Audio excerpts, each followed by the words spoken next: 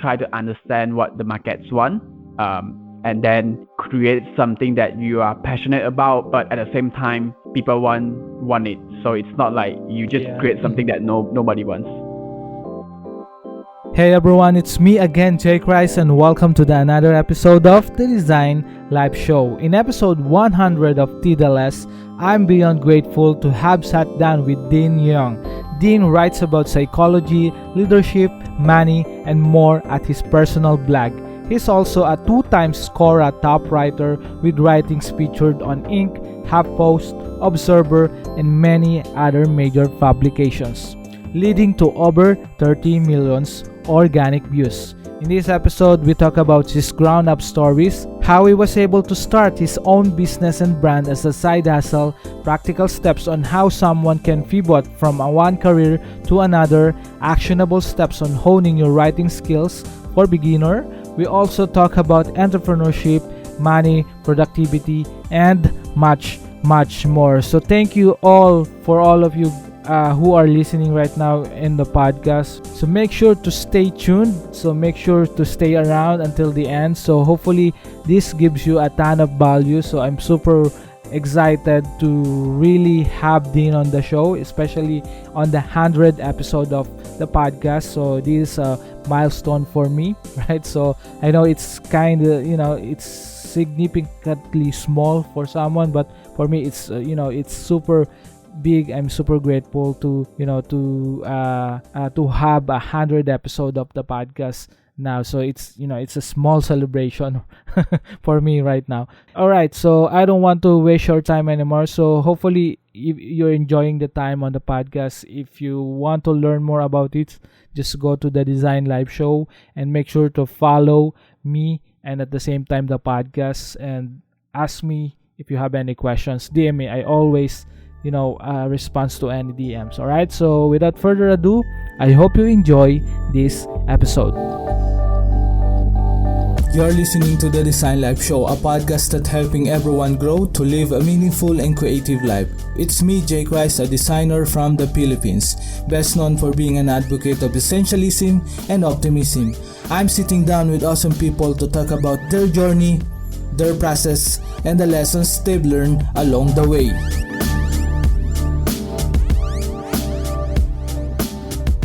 Hey everyone, it's me again, Jake Rice, and welcome to another episode of the Design Live Show. In this podcast episode, I'm super, I'm super stoked and delighted to have Dean on the podcast. It's a rare experience to have Dean on the podcast, and I'm very honored to have him and talk about a little bit more about career, entrepreneurship, money, productivity, and anything about creativity, right? So probably we will also talk about writing, because Dean is one of the most influential writer I think that I know, right? That I follow as well, because I read a lot of great stuff from Dean. So hopefully you'll enjoy this podcast episode. Again, Dean, how are you doing? And I'm super glad to have you on the podcast. Yeah, I'm good. Great to be here too. I'm doing great here. There you go. So can you give a little, just to give some context about this podcast episode for those who are listening right now, and for those who don't know Dean, can you share a little bit about your background and what are you doing right now? Yeah, so right now I'm actually I actually have a full-time job and also have a side hustle. And full-time I'm a blog manager and content manager and doing SEO stuff for AppSumo and Sumo. And on the side, I'm actually having a personal blog, sharing about topics like productivity, psychology, money, mostly on how to think better and perform better in our personal and professional life. Yeah, that's really good. That's really great. And as I mentioned, so I've been following some of your contents and I've been reading it. So it's super practical, and at the same time it's really helpful when in terms to managing your side hustle, and at the same time making more progress when it comes to your personal growth, right? So it's really useful as well for those who are probably want to start a brand or business, right? So, just to kickstart this conversation, Dean, can you share a little bit about, uh, you know, uh, your background? How do you start on writing? So I think this is most of your, strength. It's writing, right? So can you share a little bit about that? Is it, since when you are young, is that your talent already? Yep. Yep. Sure. Yeah. I love to share that.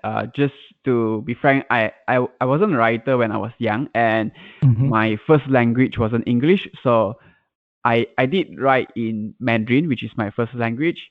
And then slowly I pick up like reading a lot more English book, writing a lot more English, but I didn't start with writing. So, but I start my internet life as a graphic designer and then web designer. Um, but at a certain point, I feel like I want to learn more about digital marketing to pair with my web design skill. So from there, I start to explore writing, copywriting, all kind of writing a lot more. So at certain point, I actually bought my own domain name, deanyong.com, when I was Mm-hmm. doing some logo design and web design. But I didn't really build up that website until a certain point. I feel Uh-huh. like I may as well like make it a blog so I can write about something else there. So I think that was like at early 2016. I decided to Mm-hmm. like start writing one blog post per week, and I did that Wow. for 2 years. At the same time, also writing every day on Quora, and that's how I keep Mhm. up my writing journey, I would say. Yeah, that's really amazing. And I've heard that you've been 2 times Quora Top Writer. So it's I think it's great to highlight that as well. And deal with you've mentioned that you started as a writer. You're writing in your language Mandarin, right? And then how is it difficult to write on another language? Probably if you are not really familiar with another language, how did you overcome those uncertainties, overcome those probably procrastinations, because sometimes there is this internal challenges that we have right now, especially for Filipino creatives, because I've been there as well. It's sometimes hard to learn a new skills, learn a new language, right? Or learn learn something new, right? Can you Yep. share your perspective about that? Yeah. I would say that I didn't. I'm not a writer in Mandarin. I just I can recall that I write a lot more in Mandarin when I was in high school and after high school. Um, Mm-hmm. but like in terms of like picking up a new language, I learned a little bit of English in my high school, but I'm not good at it.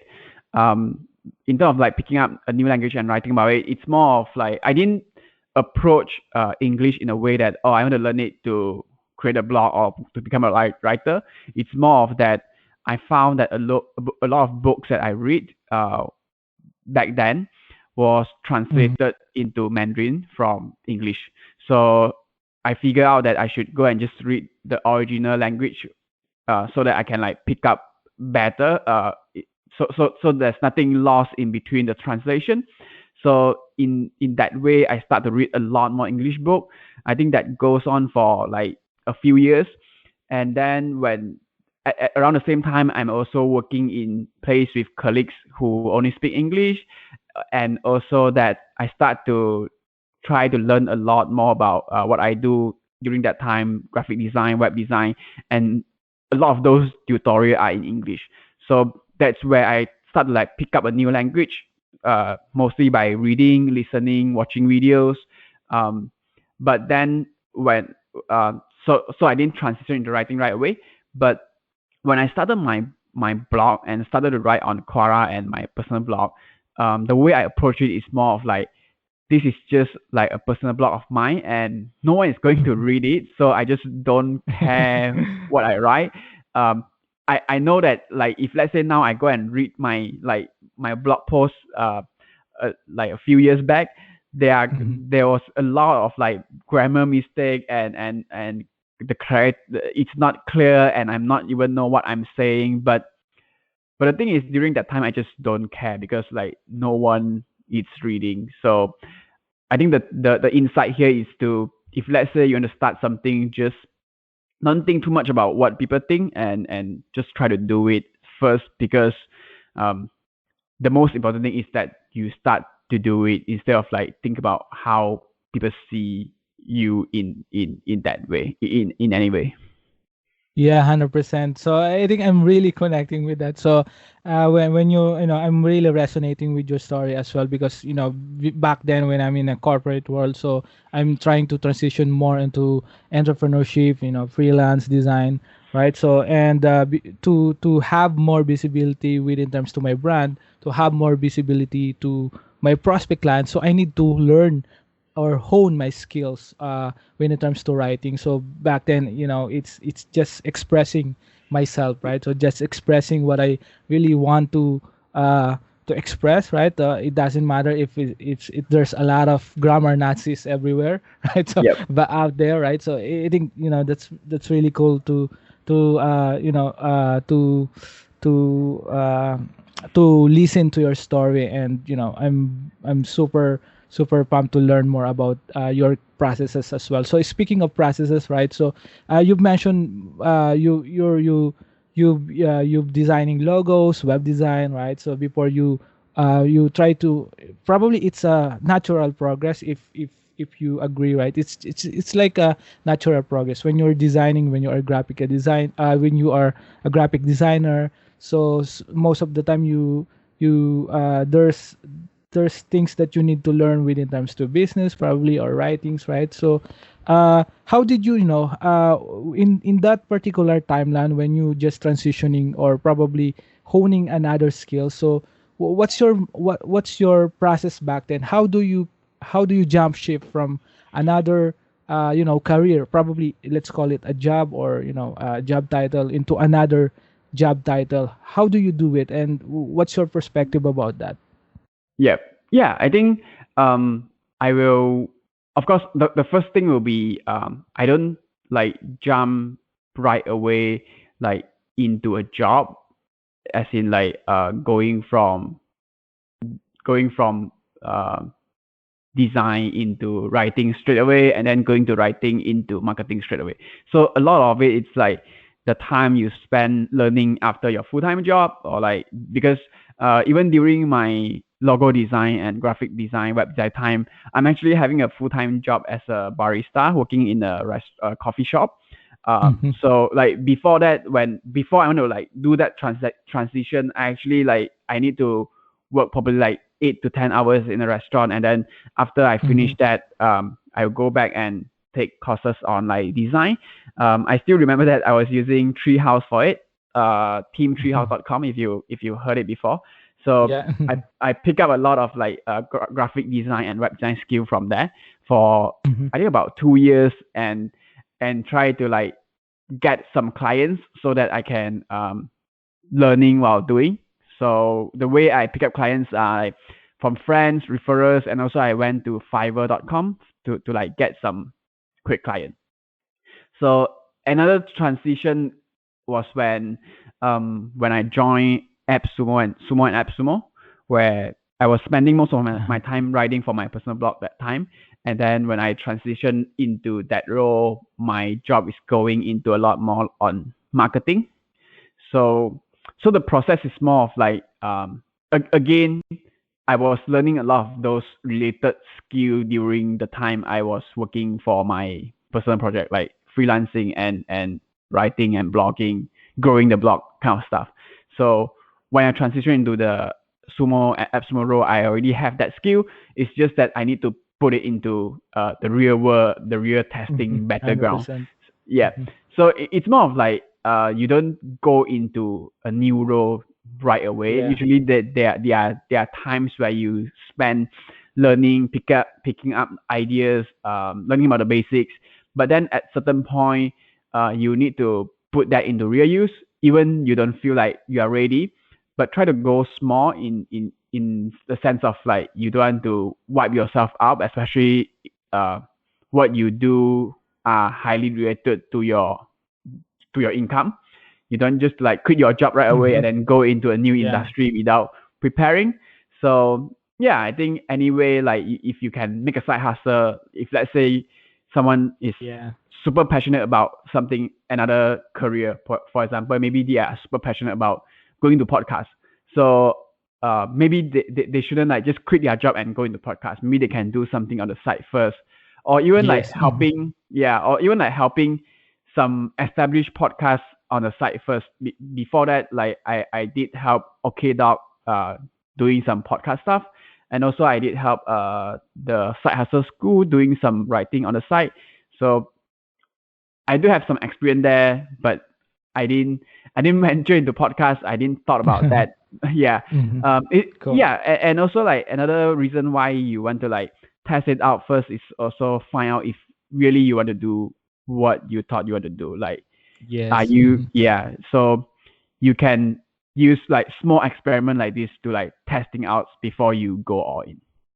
100%. I think for those who are listening, I think what the best keywords that all the meat and potatoes that Dean has said. So there's a lot of golden nuggets there. So I think the best keywords there is start small, right? Like what Dean said, and then learn as you go, right? So and then because a lot of people right now, right? So they pretty overwhelmed, right, with all the things that they are probably searching or probably seeing in the internet, right? So and the informations are really vast, and sometimes we can't focus right now. And I think what Dean said, to really start small, I think that that's really really powerful if you understand how to do it, and at the same time make a living while having while pursuing your passion, and at the same time your purpose, right? As a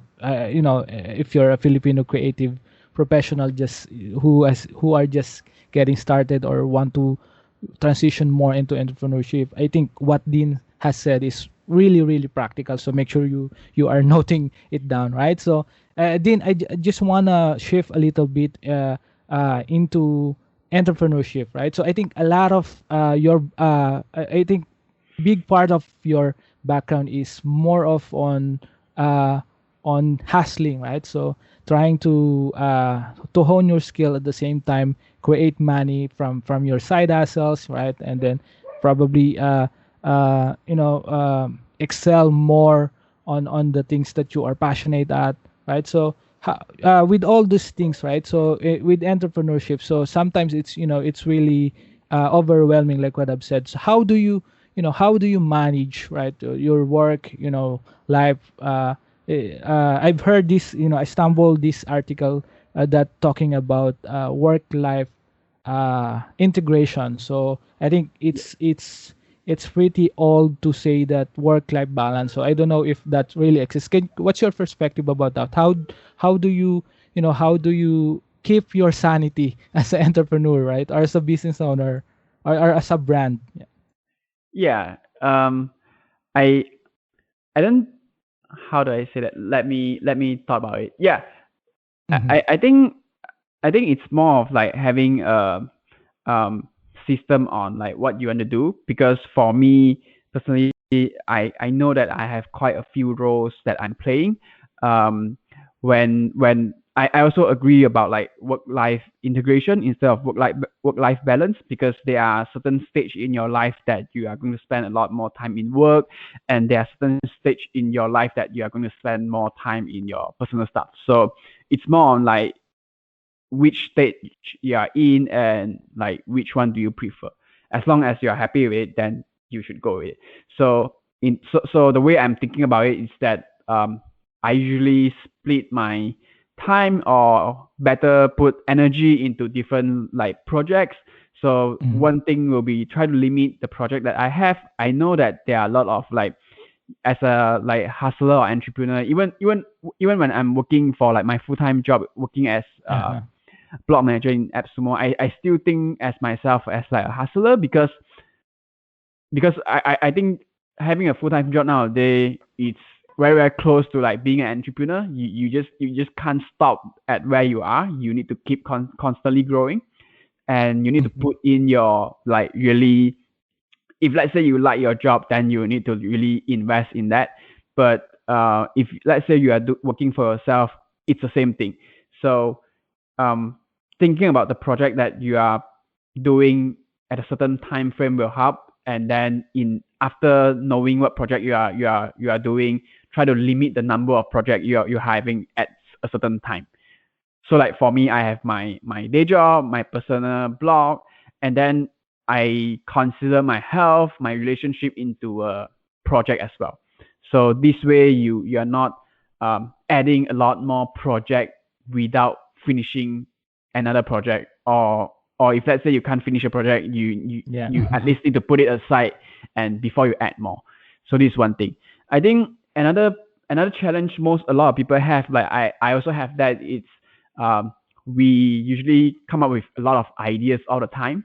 Yeah, Yeah, 100%. we keep having a lot of ideas, and then there's a lot of input. There's a lot of like, Mhm. even when we have like a conversation, we saw something online, we feel like we want to do everything and try everything.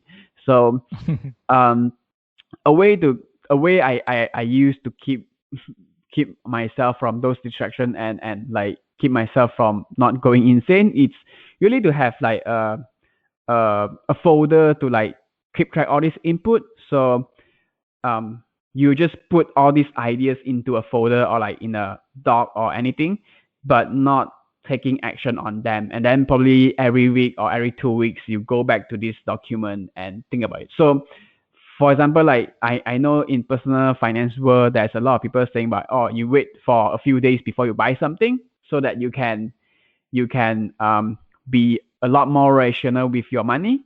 I think the same concept can apply in terms of your time and energy.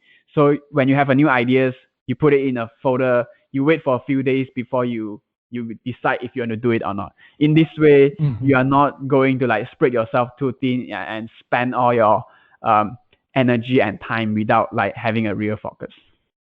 Yeah, that's super interesting. I think that's super powerful to really be more productive and try to probably it helps overcome procrastination, right? So just have a system like what Dean said, and I think I just want to highlight as well those shiny object syndrome, right? So Yep. we all know that probably we have all that. So or a certain moment or a certain time. So we experience that. So try to really spend more time on the things that you're really passionate at and the things that you really love, right? So like what Dean said. So again, Dean, thank you so much for such practical practical advice right there, right? So and I just want to dig deeper about your your writing processes, right? So I think there's a lot of people out there who probably don't have any idea yet how to start on writing, or probably what's the best tools or productivity tools that you could recommend for them. Yeah, I would say I think the first thing to like improve any writing processes is to Hmm. actually to write. Like you need to force yourself to write. um, yeah. So Yeah. my personal writing processes has like evolved like over the years. Um, I would say before any tools or like any process, I would say that you will need to like pick really the topics that you like a lot. um Personally, I like to write about like productivity, psychology, habit and stuff. So I am like it's easier for me to write about them compared to like writing about something that I am not interested in. So that will be the first one. So uh after that, it's more of like how, like if let's say you want to go technical, it's more of like how you find ideas, like how do you find what to write about. A great place will be Quora, because like people are already asking questions there. So all you need to do is Yeah. just answer their questions um, without thinking too much. Like you just answer what you know, like pick the question you know, pick the question you are passionate about, and then answer them in a way that like creating value to them. Um, like you can actually turn it into a blog post or a video or something else in the future if you want to. But in recent years, I think if let's say you want to even dive even deeper into writing, I would say that for me right now, I do like make a lot of notes on a lot of like ideas, insights that I read from books or like listen from podcasts or like everywhere, and it goes into a notes. And I use a tool called Obsidians for these notes. So they could be like a short paragraph or like a short sentence, and then I just not look at it. So the way to do it is to like slowly connecting these ideas so that I can have like a more established topic to write about. So this way, like it's more of like having like a connectivity around the ideas or insight or conversation that you have, so that you have like a more original ideas. It's not like original idea. It's more of like you have like something to say about. You have a different perspective on something else, like a certain topic. Gotcha. It's Yeah, I super think interesting. Yeah. yeah, I think the way the way that I do it, like in Obsidians, I think if you refer to Ryan Holiday, he's a writer of Yeah. a few best-selling books. The way he did it is he will write any ideas in all the ideas he have in an index card, and then he will like store it in a box. And when the box got full, and all this idea will become like a book of like he'll be writing. So it's more like collecting a lot of ideas and short snippet of like ideas and wisdom or insight along the way. So Gotcha. if you want to write well, make it a habit to read great books or like great information or resource, get like a great source of information, and then make it a habit to like make a lot of notes, even if you're not using it in the future. But it's more of like a way to improve your thinking and improve your writing. Yeah, I love that. And I think that's also, like what you mentioned, reading a lot of books and getting a lot of inspiration that most probably breed more inspirations that, that would lead you to create more authentic, more unique, that, that resonate with your experience at the same time that resonates with your skill. So I think that's, that's really very practical. So again, Yeah. thank you. Yeah. Do you have any additional with that, Dean? Yeah, I think it's more of like making connection with your Yeah. personal experience and the inspiration you get somewhere else, and then like mashing them up into some another's idea. So that I don't think there's like original ideas out there in the world, since that like everyone come up with new ideas, but more of like how can we make different connection, or like how can we see things differently, that Gotcha. become interesting. And this doesn't happen like when you try to do it intentionally. You can just like sit there for an hour and come up with like a new ideas or like a new way to see something or to think about something. It's more of like you keep collecting snippet of inspiration or ideas or like inputs, and then you slowly connecting them into something else. I think if you are interested more about this, probably you can go and find out like Tiago Forte. He talked about something called slow burn project, where there's a lot of project where you can't do intentionally. It's more of like there's a slow burn process that you need to slowly letting it create itself. Yeah, that's super cool. And I've heard a similar idea like slow growth, right? So you try to take it as in a bite-sized piece, right? So so a lot of people would say that have a goal, right? So have a big and hairy audacious goal, but I think right now if you're running a different projects, right? So, or probably you're also creating your own projects and personal projects. So I think it's really great to start really on a bite-sized goals to make sure that that it's actionable at the same time. It's realistic, right?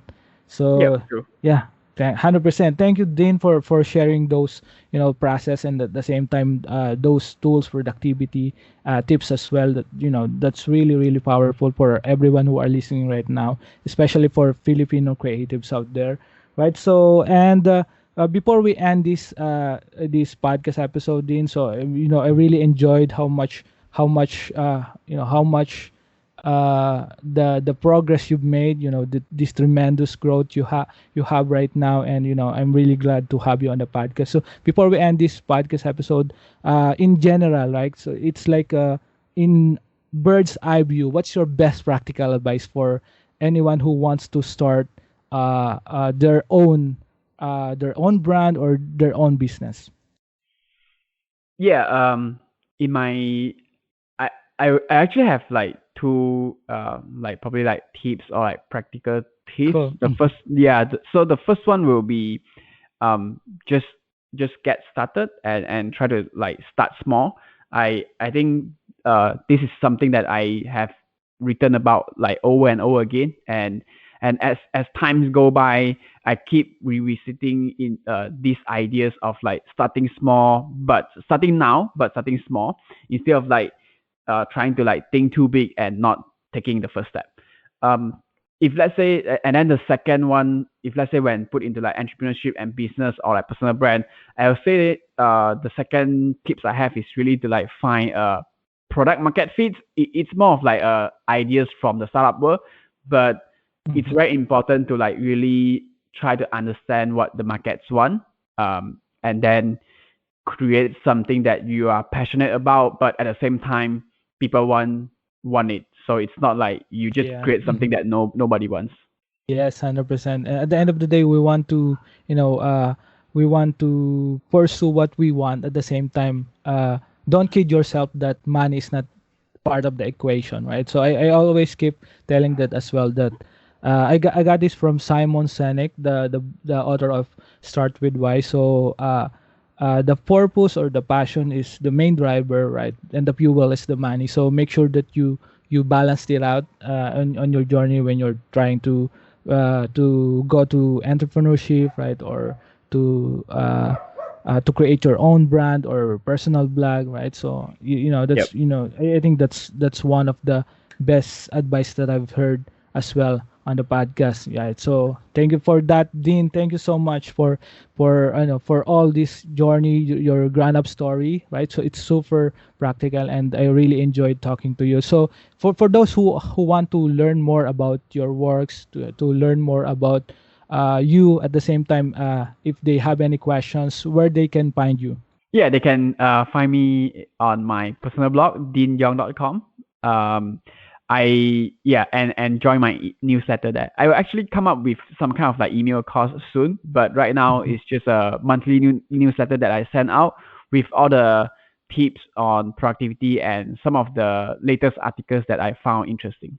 Yeah, that's cool. So that's deanyong.com. So deanyong.com. So if you want to learn more about productivity, leadership, money, psychology, and more, so Dean is the guy here. So if you want to check that out, make sure to scroll down below if you're listening to Apple Podcasts, Google Podcasts, or any of your favorite podcasting apps. So just scroll down and you will see all the links that we mentioned here, and at the same time the things that you need to reach out to Dean, right? So again, Dean, thank you so much for dropping by on the podcast. I'm super delighted to have you on the show. Yeah, I'm grateful to be here too. And that's it. So thank you so much, guys, for listening again to the podcast, and I really appreciate it. For those people who are asking me on how to support the podcast, you can leave a review on Apple Podcasts. So in that way, you can help me to reach more people and make the podcast more discoverable within the ecosystem. You can also take a screenshot of this podcast and share it with your friends, colleagues, or to anyone that might be interested in this kind of contents. You can also support the podcast monetarily by visiting jchristeves.com/donate or patreon.com/TDLS. And you can also shop courses and tools online to design the life you really deserve by visiting my shop at shop.jchristeves.com. And you can book a call today. I don't bite, just let me know, guys. So the last one would be also by listening and to all the podcast episode and previous episode. And however you support my message, however small that is, more than enough, and it means the world to me. So thank you so much, and see you again next time.